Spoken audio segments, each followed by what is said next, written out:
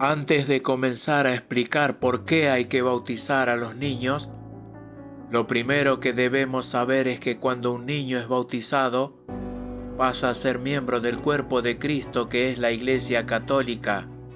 El bautismo es necesario para la salvación del alma de esa criatura, que a partir de ese momento se hace hijo de Dios, nada menos, y en consecuencia, hermano de todos los bautizados. Ahora bien, para comenzar, debemos dar respuesta primero a la siguiente pregunta: ¿por qué Jesús fue circuncidado y no bautizado de niño? Porque a Jesús, como judío que era, le correspondía la circuncisión, y así lo hicieron María y José al 8º día de haber nacido.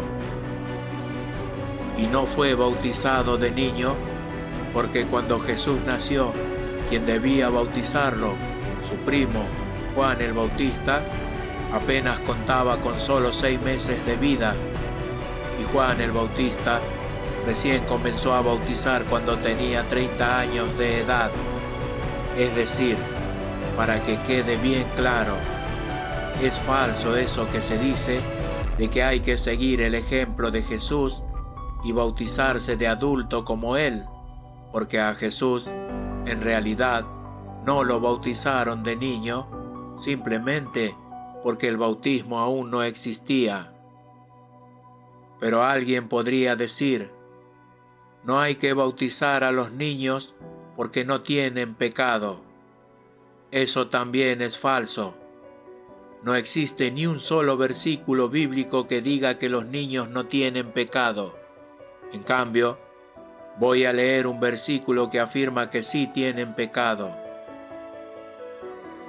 Si leemos el Salmo 51, en el versículo 5 dice así: en maldad he sido formado, pecador soy desde el seno de mi madre. Aquí vemos claramente que los niños sí tienen pecado aún antes de salir del seno de su madre. En este salmo, el rey David hablaba del vientre de su madre, donde le fue transmitida la corrupción, es decir, el pecado, por la impureza de la semilla, es decir, por sus padres. Como podemos ver, el pecado ya está en el comienzo de la vida, y es en el seno de la madre donde se desarrollan el cuerpo y la mente en corrupción e imperfección moral.